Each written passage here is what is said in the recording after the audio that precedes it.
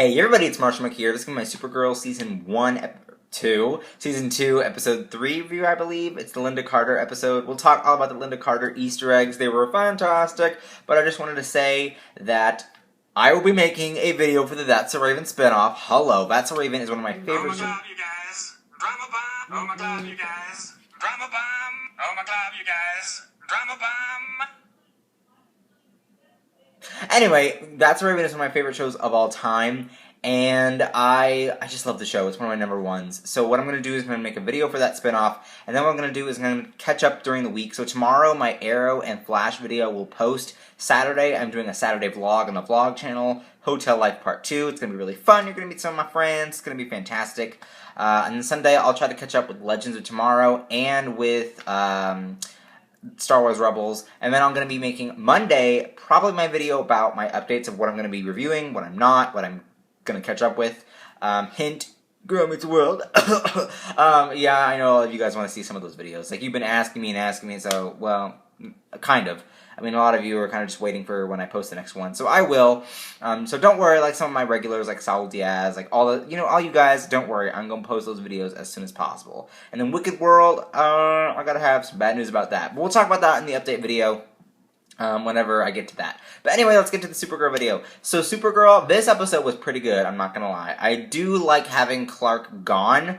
I think that he was fun to have the first couple of episodes. He was like a fun library book checkout. I don't like books at all, so let's say movie. You ever go to the library and get like a movie? Like, he is the fun movie checkout at the library. Like, you borrow him for a little while, and then you're like, okay, I'm done. Yeah, due date, gotta give it back. So we gave Superman back to Metropolis. He's gone for now. He's probably gonna be back, maybe even during the ginormous crossover. Maybe, we'll see. I would like that to happen, just to see like Green Arrow and Superman. Batman, please, I want Batman. Give me that Batman, though. So yeah, we'll probably see some Superman in the crossover action. But we got to see Supergirl alone this time around. So let's talk about her life as Kara. We'll get into her life as Supergirl in a second. Her life as Kara, she's been in, Catco. She's still there. Jimmy Olsen is in charge. James has a hard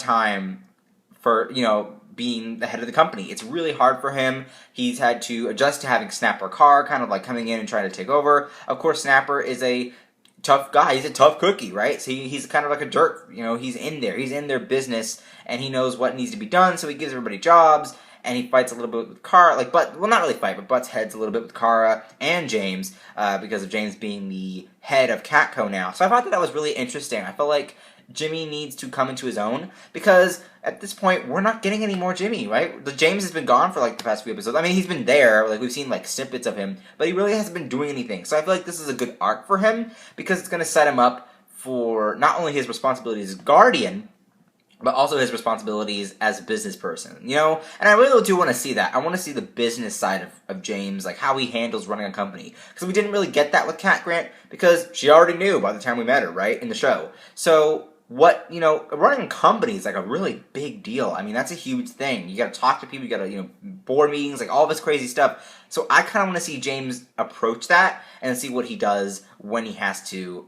address it, right? I think it's pretty cool, and I think that he did a good job with telling off Snapper in this episode, but I think we need to see more so that I can get a feel of how he's going to run the company, in my opinion. But I think that it was a really good introduction. So I like Kara's, regular life. I like her writing. I think that it's really great. She's a reporter. I think it's going to be really fun to see her pursue that. But I think it's really interesting to see what she's going to do. Because, when James is coming to his own as a company owner, what's Kara going to do to come into her own as a reporter? Now, we saw this episode with the whole Heroes Reborn Easter egg. It's not really an Easter egg, but you know how they were able to detect alien lives, Lena Luthor had set that up. I don't trust Lena Luthor, by the way, if you guys were wondering. But you know how she was... What the heck? What is all this? Okay. You know how notifications. You know how she had the alien detection device and Kara put her hand on it, it was okay? I love the laser vision trick, but wouldn't that melt it though? Maybe there's some kind of degree you can set with your... I don't know. It's weird. But wouldn't it melt it? I don't know. But anyway, and why would it stop working just because you hit it with laser vision? Is it radioactive? Is it because it's radioactive? I don't know. I'm so confused. But yeah, I think it's pretty interesting that we got to see Kara coming into her own, like the introduction to Kara being a reporter, because it's really fun to see her try to hide her identity from people. So hopefully we'll get more of that. And I also want to see her deployed a lot. I also want to see her out and around, like not making it just about her being Supergirl, because that's a big part of the show. I mean, it's called Supergirl, but I want to see more of Kara's life too. I kind of want to see, like, with shows like, Arrow and like Gotham and like the Flash, I want to see them as Arrow, the Flash, like Green Arrow, the Flash, all those characters. But with Supergirl, for some odd reason, I want to see Kara be Kara rather than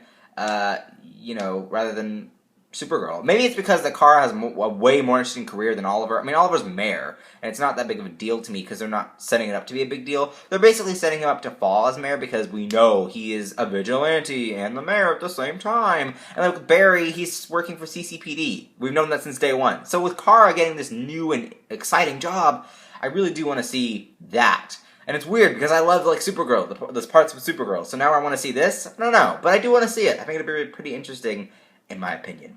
But anyway, let's move on to her life as Supergirl. So we got a little bit with Lynda Carter. Oh, yay. I love Lynda Carter. Oh my gosh, I love Lynda Carter. I think she's so great. I think she's a great actress. So we have Lynda Carter on the show officially. She is the president. I love the Easter eggs. So let's point out some of the Easter eggs that they put in this episode. So I love the Easter egg where they're like, maybe they should use her other jet or whatever. Like, there was another, like, other jet type of Easter egg. And if you guys didn't know what that was, the other jet Easter egg is pointing to the Invisible Jet from the Wonder Woman series, because she's Wonder Woman. If you guys didn't know, Lynda Carter, the president in this episode, played the original Wonder Woman on the Wonder Woman series. I thought that was pretty cool. Just like John Wesley Shipp played the original Flash, Barry Allen, on his show. Same thing with Lynda Carter, so I thought that was really cool. What if Lynda Carter and John Wesley Shipp created, like, a Justice League? That would be so great. And, like, with Tom Welling. Well, maybe he's not old enough. But, like, you know what I mean? Like, if he was that age, that would be so great. And, like, have a Batman and, like, maybe they could do, like, animated series Justice League with, like, Martian Manhunter. Like, that would be just so cool. But anyway, we see Lynda Carter. Now, I'm not really for sure. I don't remember if she was an alien or if she was being, like, impersonated, or if someone else was impersonating her. Like, I don't know. I don't know what happened. I think she's an alien, but I can't remember for sure. So comment down below. Was she the alien, or was somebody impersonating her? Because I can't remember from the episode.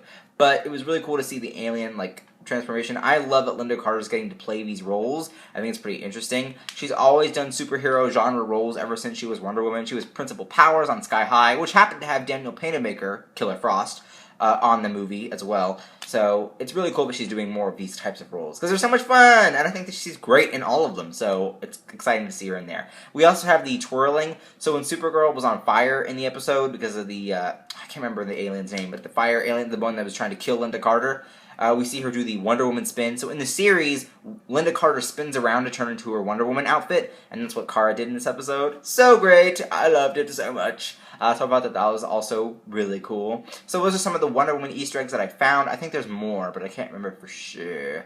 But if you guys know, comment down below. So we got a little bit of that. We got more of the Daxamite. Mon-El is his name, I believe. We kind of heard the backstory between Daxamites and Kryptons always hating each other with war and all that stuff. They think that he is the assassin in the beginning of the episode with Lynda Carter. He actually wasn't, ended up being the other alien. So we got a little bit with the Daxamites and kind of their history and their background, so we'll get more of him. What I think they're trying to do is create a Superboy type character without actually having Connor Kent on the show, which makes sense because they're kind of forming like a Young Justice. Like, you see Artemis on Arrow, Arsenal is already in, he's already established, Colton Haynes could come back. We have Aqualad's next. I'm pretty sure they'll probably do him later. But we have Miss Martian now on Supergirl, and then we have Mon-El. So I think, in my opinion, they're trying to... And Mon-El, think about it. Mon-El doesn't fly, right? He always saw him with super speed and jump. So he cannot fly. Superboy can't either, or at least from Young Justice. I think he was able to fly in the comics at one point.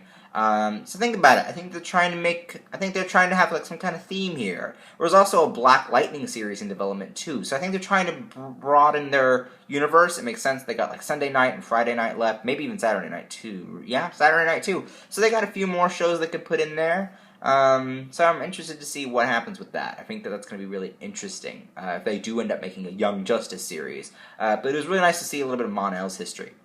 And then we have the Alien Hideout. It's kind of like a club, an alien underground, like, I guess, bar. I like that quite a bit. I think that Martian Manhunter, seeing him walk around the bar, oh, so good. It reminded me about Justice League War. No, not Justice League War, sorry.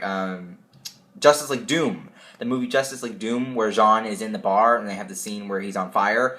Reminded me kind of a little bit of that, but except without the death. Or like the almost death. But it was really cool to see that he found out about Miss Martian. We found McGann Moores. She has turned back. I love her design. She kind of looks like Jean, but at the same time, she's really kind of her own person. So I think that it's really cool. We're going to get that cliffhanger. We'll see more of them together, I hope. And I can't wait to see what happens with McGann. I'm so excited. She's a really great character, so I'm excited so much for Miss Martian. I think it's going to be so much fun. So what do you guys think about this episode? Do you like it? Do you not like it? What do you guys want to see? We want to see more of Jimmy taking over the company a little bit more. We want to see more of Kara being a reporter, Lynda Carter, Miss Martian. What do you guys think you want to see most of all for the next couple of episodes? So comment down below. And do you think the show is doing well without Superman now? So comment down below, links there to my other Supergirl videos, links there to my Twitter, Instagram, Vine, vlog channel, and gaming channel. Don't forget to like and favorite this video. Don't forget to subscribe, and I will see you guys later. Bye-bye.